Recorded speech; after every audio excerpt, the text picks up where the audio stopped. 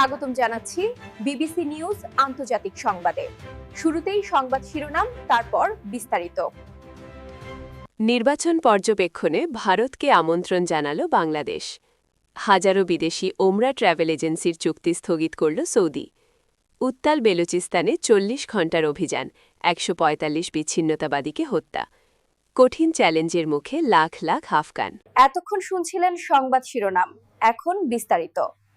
আপনি যদি ইসরায়েলের ধ্বংস চান এবং ফিলিস্তিনের মুক্তি চান, তাহলে এখনই আমাদের চ্যানেলটি সাবস্ক্রাইব করে আমাদের পাশে থাকুন। নির্বাচন পর্যবেক্ষণে ভারতকে আমন্ত্রণ জানালো বাংলাদেশ। আসন্ন ত্রয়োদশ জাতীয় সংসদ নির্বাচন ও জুলাই জাতীয় সনদ নিয়ে গণভোট পর্যবেক্ষণে ভারতকে আনুষ্ঠানিকভাবে আমন্ত্রণ জানিয়েছে বাংলাদেশ। ভারতীয় সংবাদমাধ্যম ইন্ডিয়া টুডে অনলাইন প্রতিবেদনে এই তথ্য জানানো হয়েছে। তবে বাংলাদেশের এই আমন্ত্রণ নিয়ে এখন পর্যন্ত কোনো প্রতিক্রিয়া জানায়নি দিল্লি। ইন্ডিয়া টুডের প্রতিবেদনে বলা হয়েছে, আগামী ১২ই ফেব্রুয়ারি ত্রয়োদশ জাতীয় সংসদ নির্বাচন ও গণভোট পর্যবেক্ষণের জন্য ভারতকে আন্তর্জাতিক পর্যবেক্ষক হিসেবে আমন্ত্রণ জানিয়েছে বাংলাদেশ। ভারত ছাড়াও আরও কয়েকটি দেশ ও আন্তর্জাতিক সংস্থাকেও আমন্ত্রণ জানানো হয়েছে। তবে বাংলাদেশের নির্বাচনে ভারত পর্যবেক্ষক দল পাঠাবে কিনা এখন পর্যন্ত স্পষ্ট করেনি। অন্তর্বর্তী সরকারের তথ্য অনুযায়ী এখন পর্যন্ত মোট ৩৩০ জন আন্তর্জাতিক পর্যবেক্ষক নির্বাচন পর্যবেক্ষণে অংশ নেওয়ার বিষয়টি নিশ্চিত করেছেন। এসবের মধ্যে ৬টি আন্তর্জাতিক সংস্থা, ১৬টি দেশ এবং বিভিন্ন বৈশ্বিক প্রতিষ্ঠানের প্রতিনিধিত্বকারী ৩২ জন ব্যক্তি রয়েছেন। অন্তর্বর্তী সরকারের প্রধান উপদেষ্টা ড মোহাম্মদ ইউনুসের কার্যালয় থেকে দেওয়া এক বিবৃতিতে বলা হয়, আসন্ন নির্বাচনে যে সংখ্যক আন্তর্জাতিক পর্যবেক্ষক অংশ নিচ্ছেন তা ২০২৪ সালের ৭ জানুয়ারির বিতর্কিত সাধারণ নির্বাচনের তুলনায় দ্বিগুণেরও বেশি। ভারতের পাশাপাশি নেপাল, অস্ট্রেলিয়া, ব্রাজিল, কানাডা, মিশর, France, Kuwait, Morocco, Nigeria, Romania সহ আরও কয়েকটি দেশকে আমন্ত্রণ জানানো হয়েছে। এসব দেশের কয়েকটি এখনও তাদের প্রতিনিধি দল চূড়ান্ত করার প্রক্রিয়ায় রয়েছে। হাজারো বিদেশি ওমরা ট্রাভেল এজেন্সির চুক্তি স্থগিত করল সৌদি। পবিত্র ওমরা হজ ঘিরে কার্যক্রম পরিচালনা করা বিদেশি ট্রাভেল এজেন্সিদের ঘিরে নতুন সিদ্ধান্ত নিল সৌদি আরব। দেশটি প্রায় ৫,৮০০টি বিদেশি ট্রাভেল এজেন্সির মধ্যে ১,৮০০টির চুক্তি স্থগিত করেছে। রোববার ১ ফেব্রুয়ারি সৌদি আরবের হজ ও ওমরা বিষয়ক মন্ত্রণালয়ের পক্ষ থেকে বলা হয়েছে, কার্যক্রম পরিচালনা ও সেবা প্রদানে ঘাটতি থাকায় এসব বিদেশি ট্রাভেল এজেন্সির চুক্তি স্থগিত করা হয়েছে। এসব বিদেশি ট্রাভেল এজেন্সির কর্মদক্ষতা ও সেবার মান নিয়ে পর্যায়ক্রমিক মূল্যায়ন করা হয়েছে বলে দেশটির মন্ত্রণালয় জানিয়েছে। মূল্যায়নে এজেন্সিগুলোর কর্মদক্ষতা ও সেবার মানে ঘাটতি থাকার বিষয়টি উঠে এসেছে। সংশ্লিষ্ট প্রতিষ্ঠানগুলোকে তা সংশোধনের জন্য ১০ দিনের সময় বেঁধে দিয়েছে মন্ত্রণালয়। সৌদি আরবের হজ ও ওমরা বিষয়ক মন্ত্রণালয় জানিয়েছে, অনুমোদিত মানদণ্ড মেনে চলা নিশ্চিত করতে প্রতিষ্ঠানগুলোকে নিজ নিজ ত্রুটি সংশোধনের সুযোগ দিতে এই নিয়ন্ত্রণমূলক পদক্ষেপ নেওয়া হয়েছে।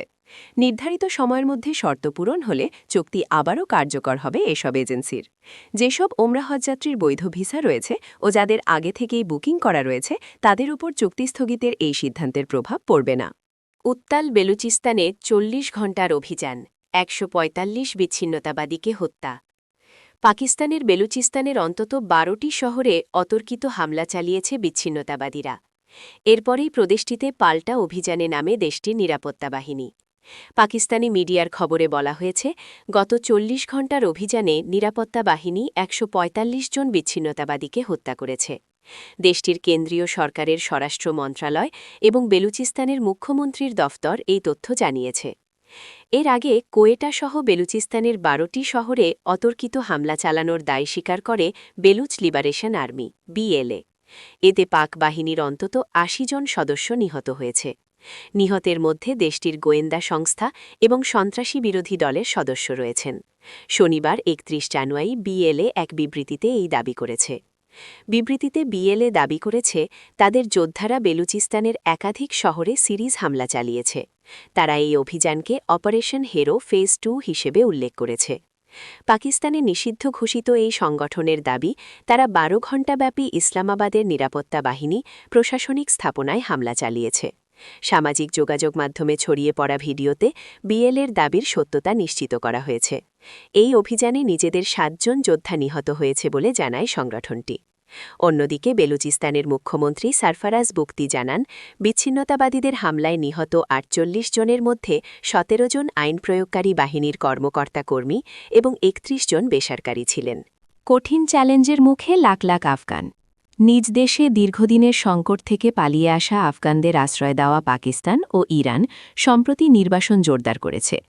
এর ফলে লাখো মানুষকে সীমান্ত পেরিয়ে এমন এক দেশে ফিরতে হচ্ছে যা তাদের ভরণপোষণ দিতেই হিমশিম খাচ্ছে। কাবুল থেকে বার্তা সংস্থা এএফপি এই তথ্য জানিয়েছে। প্রতিবেদনে বলা হয়েছে, পরিবার পরিজন নিয়ে কিংবা একা যেভাবেই তারা সীমান্তে পৌঁছাক না কেন, আফগান প্রত্যাবাসনকারীদের নতুন করে জীবন শুরু করতে হচ্ছে দারিদ্র্য ও পরিবেশগত সংকটে জর্জরিত কোনো এক দেশে। আফগানিস্তানে ফিরে আসা মানুষদের পরিস্থিতি ও চ্যালেঞ্জগুলো তুলে ধরেছে এএফপি। আন্তর্জাতিক অভিবাসন সংস্থা আইওএম জানায়, ২০২৩ সালের সেপ্টেম্বর থেকে এখন পর্যন্ত ইরান ও পাকিস্তান থেকে অর্ধকোটির বেশি আফগান নিজ দেশে ফিরে এসেছেন।